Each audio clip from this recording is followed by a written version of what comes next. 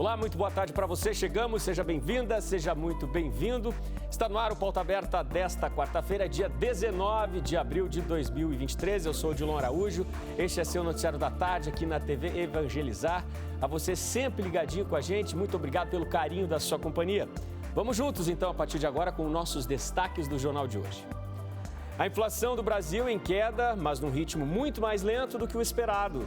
Apesar dos juros ainda nas alturas, na tentativa de barrar este vilão da economia, de acordo com o presidente do Banco Central, Roberto Campos Neto, esta que ele define como uma batalha contra a inflação ainda não foi vencida. Chuvas fortes das últimas horas deixaram a cidade de Franco da Rocha, na Grande São Paulo, parcialmente debaixo d'água. Foram 90 milímetros em apenas 24 horas, segundo a prefeitura do município. E até as linhas de trem que levam a capital por algumas horas, ficaram com circulação comprometida.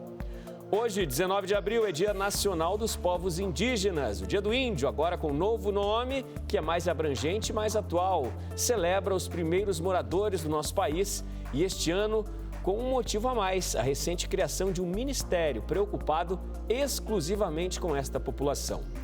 No cenário internacional e de olho na superpopulação do planeta, um relatório das Nações Unidas aponta: ainda este ano, a população da Índia vai superar a da China como maior população do mundo. Até o fim do ano serão nada menos do que 1.428.600.000 habitantes na Índia. Futebol pela Libertadores, torcedores do Fluminense e do Internacional fizeram a festa na abertura da segunda rodada. No confronto dos Atléticos, melhor para o Paranaense, que assumiu a liderança do grupo e deixou o Mineiro na lanterna. E ainda, na terceira reportagem da série Expedição Faxinal à Terra das Cachoeiras, nosso convite é que você venha com a gente enfrentar novas trilhas que levam a cenários belíssimos com parada especial para almoço rural, único, enriquecido com acolhimento e temperinho do interior do Brasil. Fique com a gente, o Pauta Aberta começou.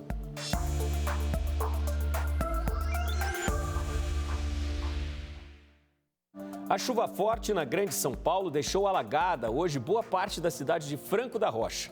Até a circulação dos trens que levam à capital ficou comprometida, sem falar na confusão no trânsito.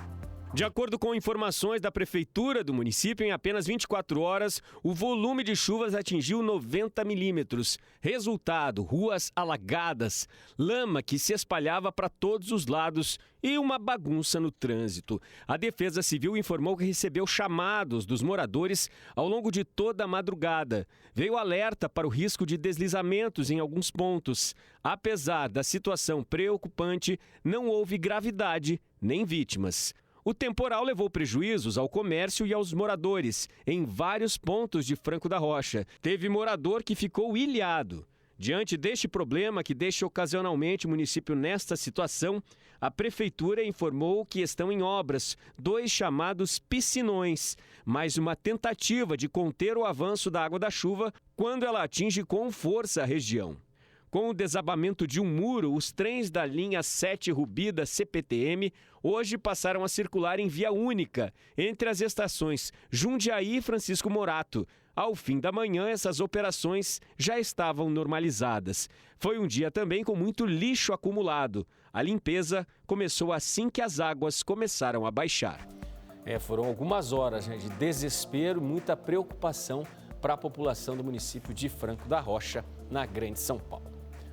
E no Paraná, depois de 12 horas de bloqueio, a BR-376, a principal via de ligação do estado do Paraná a Santa Catarina, foi liberada. A medida foi tomada para preservar a segurança de motoristas e passageiros que se deslocam aí nessa rodovia. Com a estabilidade do clima, a BR-376, que liga o Paraná ao estado catarinense, na altura do quilômetro 669, foi liberada ontem por volta das 8 horas da noite. De acordo com a Polícia Rodoviária Federal, a rodovia continua sendo monitorada para garantir a segurança dos usuários. Novos bloqueios preventivos podem ocorrer nos próximos dias. As BR-116 e 470 podem ser utilizadas como rotas alternativas. Na BR-277 é preciso ficar atento aos limites de peso para acessar o ferryboat. A chuva também causou a interdição da opção por Corupá, a BR-289.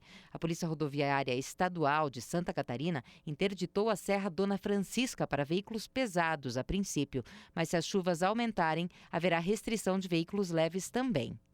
Bom, e ontem à noite, enquanto era liberado o tráfego na BR-376, esta que acabamos de ver as imagens, a BR-277, principal ligação de Curitiba com o litoral do Paraná, no quilômetro 37, no município de Morretes, foi interditada por causa de um acidente que ocorreu com um caminhão que transportava óleo vegetal. Você vai acompanhar as imagens agora. O caminhão que tombou é de grande porte, Tem 2 tanques, um deles invadiu a rodovia no sentido contrário, inclusive.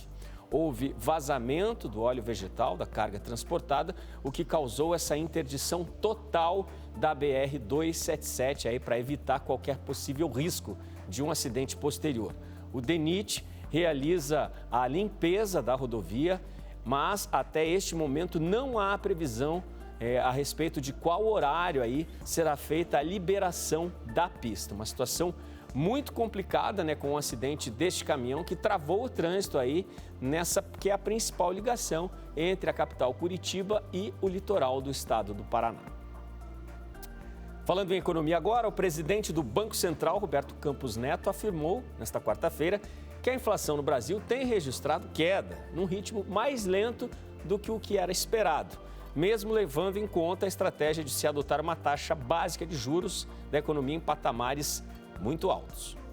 A inflação caminha com passos lentos e isso é o que revela o IPCA, Índice Nacional de Preços ao Consumidor Amplo, que é considerado a inflação oficial do país e que fechou março em alta de 0,71% e acumulado de 4,65% em 12 meses, o menor desde 2021.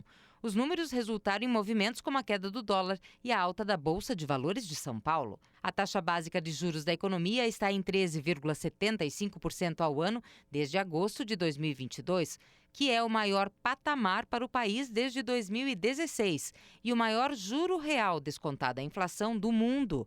O governo espera sinalizações do Banco Central de que essa taxa passe a cair nos próximos meses, mas até o momento não houve nenhum sinal sobre isso. Nas palavras do presidente do Banco Central, Campos Neto, o índice bruto de inflação está poluído pelas mudanças na tributação da gasolina, energia e do gás. O índice levemente abaixo dos 8% é avaliado como muito alto. Campos Neto ressaltou ainda que a queda da inflação é também mais lenta que o esperado em outras economias. Ele falou também sobre o projeto com novas regras fiscais ao Congresso, que ainda vai ser votado e que estabelece metas para o gasto público e para o superávit primário, que é a diferença entre o que o governo arrecada e o que o governo gasta, sem considerar os custos da dívida pública. E hoje, dia 19 de abril, é o Dia Nacional dos Povos Indígenas. Uma data muito especial marcada para homenagear os primeiros habitantes deste nosso Brasil. Antes, Dia do Índio, hoje, Dia Nacional dos Povos Indígenas. Um nome mais atual às novas gerações e com mais abrangência também. E o Brasil, desta vez, comemora a data com algo a mais. A recente criação do primeiro ministério para esta população no país. A 15 quilômetros de Normandia, em Roraima, na terra indígena Raposa Serra do Sol, uma pequena comunidade do povo Macuxi se estabeleceu às margens do rio Maú, que faz fronteira com a Guiana. O plantio aqui era um matão bem grande mesmo.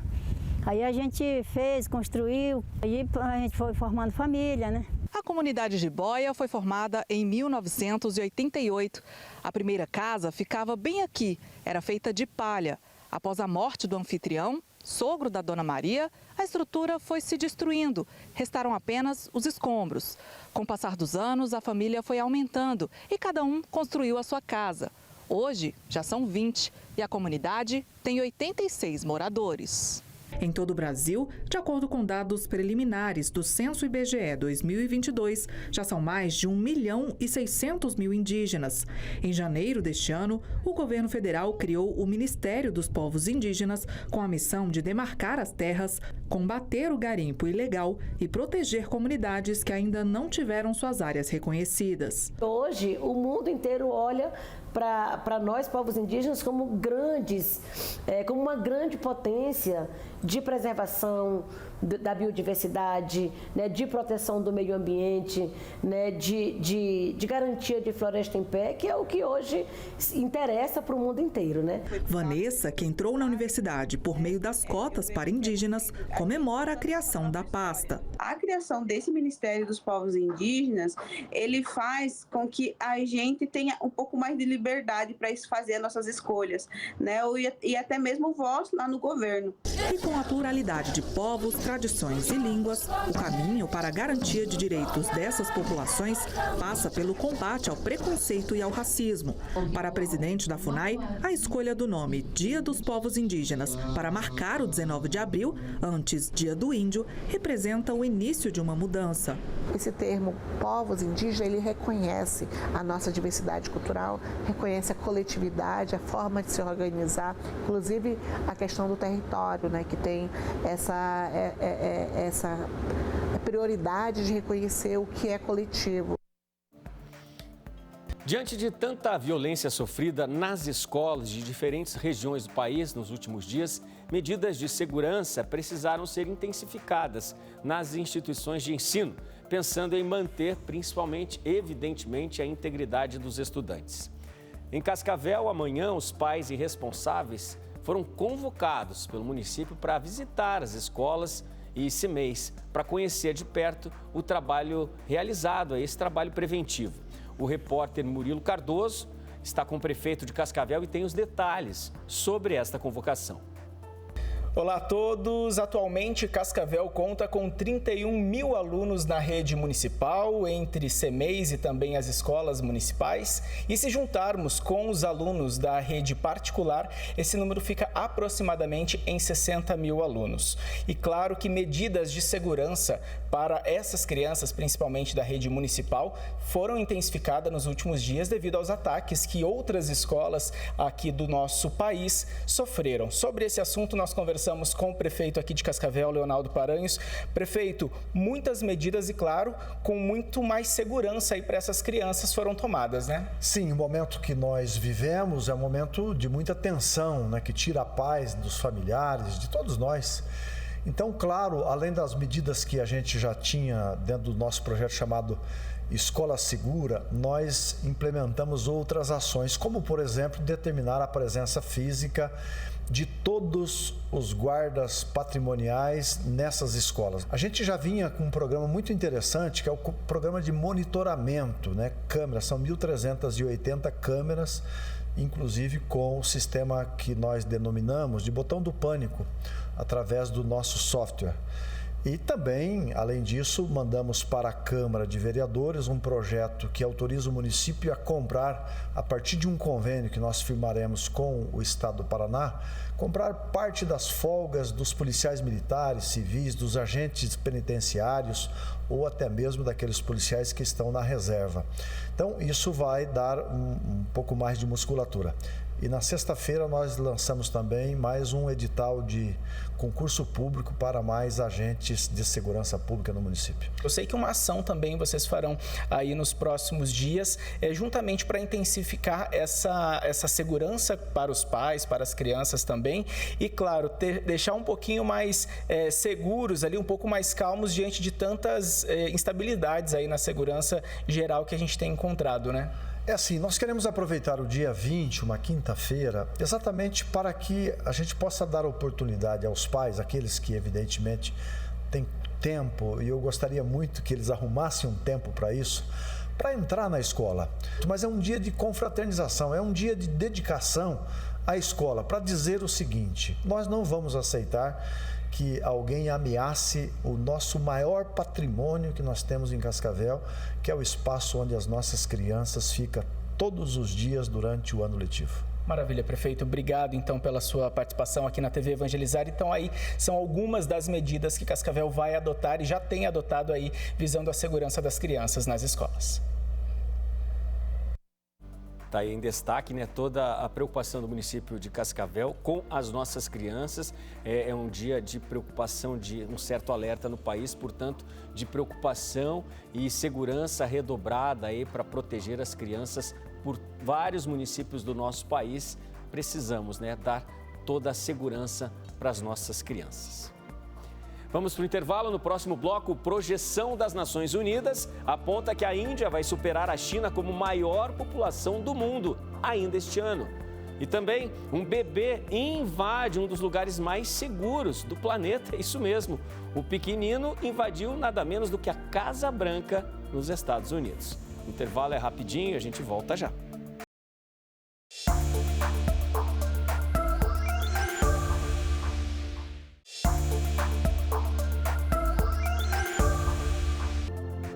Pauta Aberta está de volta para este segundo bloco. A você sempre com a gente, ligadinho aqui na TV Evangelizar. Muito obrigado aí pelo carinho da sua companhia, muito obrigado pela sua amizade. Vamos de notícias internacionais agora.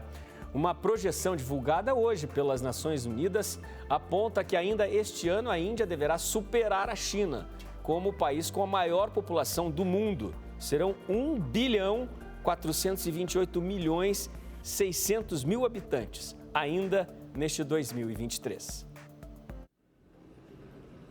A China vai deixar de ser o país mais populoso do mundo.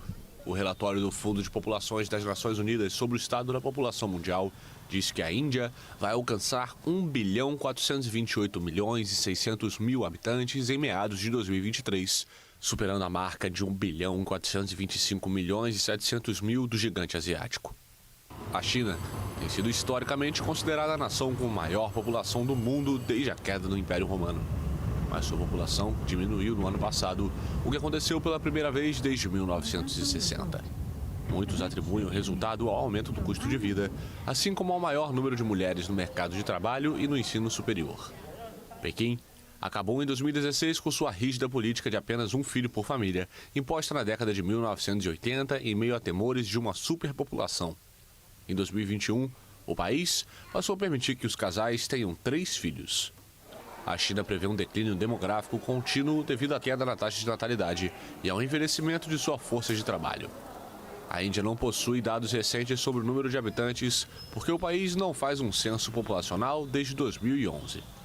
O censo que a Índia organiza a cada década estava programado para 2021, mas foi adiado pela pandemia de coronavírus. De acordo com o Pew Research Center, a população indiana aumentou em mais de 1 bilhão de pessoas desde 1950, ano em que a ONU começou a compilar dados populacionais. O relatório divulgado nesta quarta-feira destaca que a população mundial vai atingir 8 bilhões e 45 milhões de pessoas nos próximos meses. É impressionante, né? O crescimento populacional que observamos principalmente em alguns dos países asiáticos, como esses casos que vimos na reportagem, né? O crescimento da população da China e também da Índia, agora que em breve será dona aí da maior população do planeta. E nos Estados Unidos, olha essa história, gente. Um bebê invadiu um dos lugares mais seguros do mundo, é isso mesmo. O pequeno Peralta invadiu a Casa Branca. Essa traquinagem vai ficar para a história, afinal, este fato inusitado registrou um dos menores invasores da Casa Branca. As barras de ferro do lado de fora da residência oficial do presidente dos Estados Unidos têm quase 4 metros de altura. Mas o espaço entre elas, de pouco mais de 12 centímetros, foi o suficiente para que o pequenininho passasse pelas barras e entrasse na Casa Branca, né, para logo depois ser pego pelos seguranças. Alívio para os pais que se distraíram ali por alguns segundos e acabaram agora entrando para a história dos Estados Unidos. Vamos de futebol agora pela Libertadores, noite de festa para os torcedores de Fluminense e Internacional e também o Atlético Paranaense que venceu o confronto entre os times brasileiros. Veja os gols. A noite de Libertadores foi de vitória para as equipes brasileiras. No estádio do Maracanã, o Fluminense recebeu o The Strongest da Bolívia e venceu por 1-0. Nino fez o único gol do jogo. Com o resultado, o Fluminense tem 2 vitórias em 2 jogos na maior competição do continente. No estádio gigante da Beira-Rio, o Internacional jogou contra o Metropolitano da Venezuela. Em um jogo muito equilibrado e apertado, o Internacional só conseguiu marcar o gol da vitória com o alemão no final da partida. Na Arena da Baixada, em Curitiba, teve o confronto dos Atléticos e o Paranaense saiu de campo com a vitória. O primeiro gol do Furacão veio com Vitor Roque. A jovem estrela do futebol brasileiro dominou a bola, passou pelo marcador, invadiu a área e tocou no cantinho do goleiro. Furacão 1, Galo 0. Na sequência da partida, o jogador do Furacão cabeceou a bola e ela bateu na mão de Paulinho do Atlético Mineiro. Depois de mais de 7 minutos esperando a revisão do VAR, o árbitro marcou o pênalti. Na cobrança, Davi Terans fez o gol do Furacão. No segundo tempo, o Galo voltou melhor. E depois de uma bela jogada, Hulk puxou um contra-ataque e tocou para Paulinho descontar para o Galo. O Atlético Mineiro ainda tentou de todas as formas o empate, mas acabou parando no goleiro Bento, o grande destaque do jogo. Final em Curitiba, Atlético Paranaense 2, Atlético Mineiro 1. E a jornada brasileira continua hoje à noite pela Libertadores. Flamengo e Corinthians entram em campo. Pelo Grupo A, no estádio do Maracanã, no Rio de Janeiro, o Flamengo busca a recuperação na tabela após derrota para o Aucas do Equador na primeira rodada. Hoje o duelo será contra o Deportivo Ñublense do Chile, às 9h30 da noite. No mesmo horário, em São Paulo, na Arena Itaquera, o Corinthians recebe o Argentinos Júniors. As duas equipes que se enfrentam hoje estrearam com vitória na primeira rodada. Portanto, quem vencer assume a liderança isolada do Grupo E. Pela Sul-Americana, Bragantino e São Paulo garantiram boas vitórias jogando em casa. Acompanhe. No estádio do Morumbi, o São Paulo recebeu o Academia Puerto Cabello e venceu por 2-0. Caleri recebeu a bola na área e tocou para Marcos Paulo anotar o primeiro do tricolor. Na sequência da partida, Michel Araújo recebeu a bola, invadiu a área e anotou o segundo do São Paulo. Final no Morumbi, São Paulo 2, Academia 0. No Nabi Abichedi, o Bragantino recebeu o Oriente Petroleiro e não tomou conhecimento da equipe boliviana. Elinho fez o primeiro dos donos da casa, Aderlan fez o segundo, Sacha fez o terceiro, Gustavinho fez o quarto e Sorriso fechou o placar. Final em Bragança Paulista, Red Bull Bragantino 5, Oriente Petroleiro 0. Apenas um jogo com a equipe brasileira movimenta a noite desta quarta pela Sul-Americana. Pelo Grupo F, o América Mineiro, que venceu bem na estreia contra o Peñarol, dessa vez tem batalha difícil na Argentina. O jogo pela segunda rodada será contra o Defensa e Justicia, às 9h30 da noite no estádio Norberto Tomaguelo, que fica na cidade de Florencio Varela, a aproximadamente 30 quilômetros da capital Buenos Aires. Um evento celeste raríssimo vai acontecer entre hoje e amanhã. É um eclipse solar chamado eclipse solar híbrido. Fenômeno que acontece geralmente no intervalo de cada 10 anos. Um eclipse solar ocorre quando a Lua está entre a Terra e o Sol. E o primeiro eclipse solar deste ano será híbrido, uma mistura de eclipse total com um anular, que vai se alternar conforme a sombra da Lua se movimente sobre a superfície da Terra. Quando a Lua bloquear toda a luz do Sol, teremos o eclipse solar total. E quando bloquear apenas parte da luz, acontece o chamado eclipse solar parcial ou anular.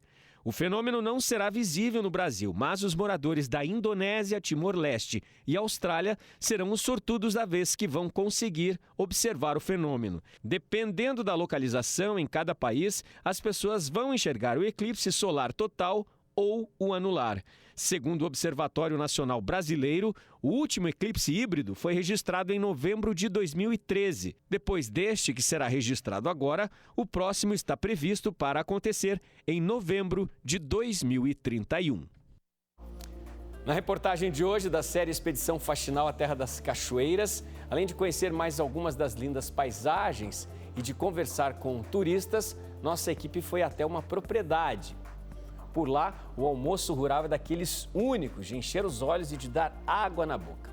Gente, espetacular. São imagens que, sinceramente, nos levam para pertinho daquele paraíso e que nos deixam com muita vontade de estar lá para conhecer tudo e desfrutar de tanta beleza. É o turismo tornando a região mais conhecida e que também dá força financeira às famílias do município.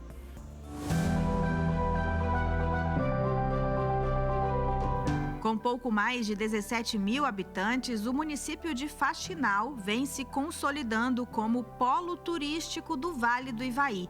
Por aqui já são mais de 120 cachoeiras catalogadas, uma mais incrível que a outra.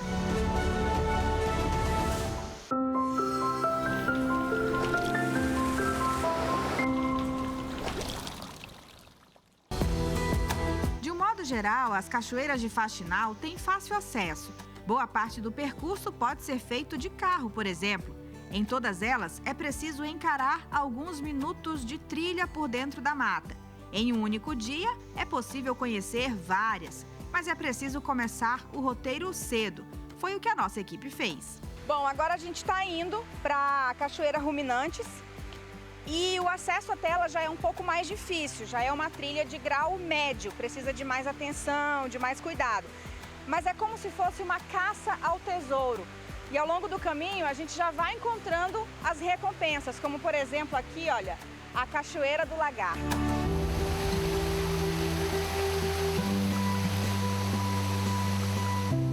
A trilha é estreita, escorregadia, íngreme. Em alguns momentos é preciso atravessar o curso d'água. Mas aqui, todo esforço vale a pena.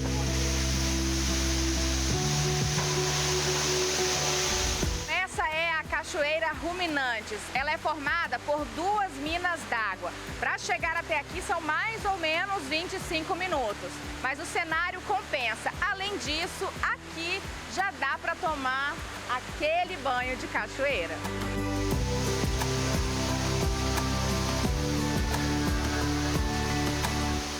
A Cachoeira Ruminantes fica dentro do rancho Catavento.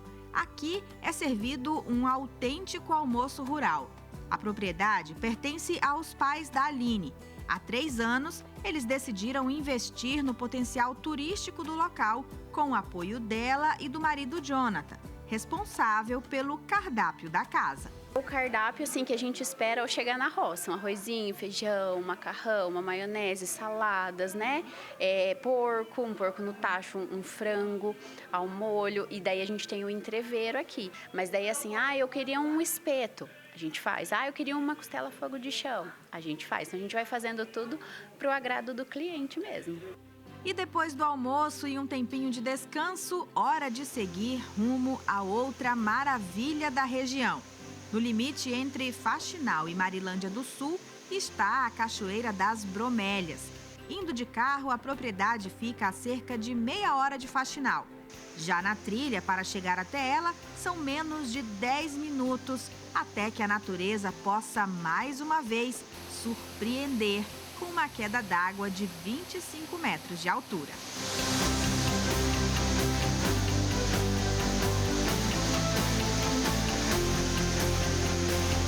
O local encanta até nos mínimos detalhes, seja com as bromélias que dão nome à cachoeira e estão por toda a parte, ou no descanso dos pássaros em meio às águas.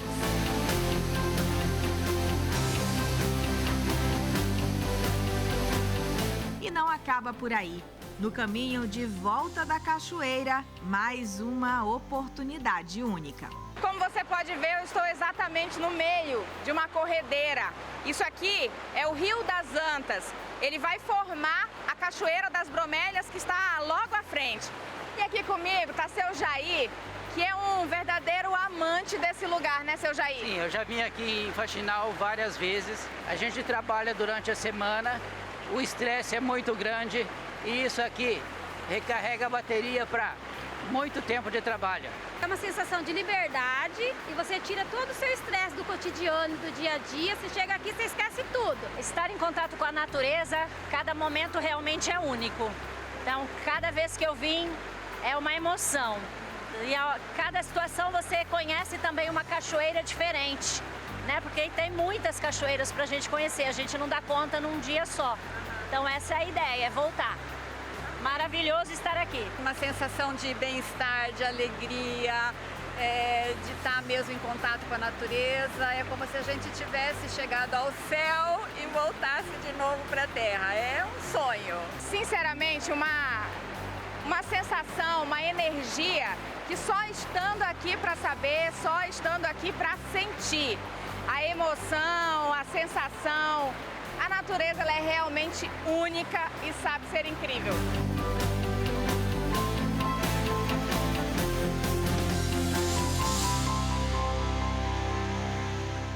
Na próxima reportagem da série Expedição Faxinal, a Terra das Cachoeiras, a gente te mostra mais algumas das 126 catalogadas. Uma delas é essa daqui, ó, a de Salto São Pedro, uma das maiores da região, com 125 metros de altura.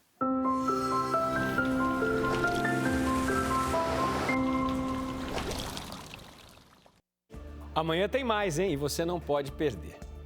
Gente, Pauta Aberta desta quarta-feira fica por aqui. Muito obrigado pela sua companhia. A gente tem novo encontro marcado para amanhã à tarde no Pauta Aberta, aqui na TV Evangelizar.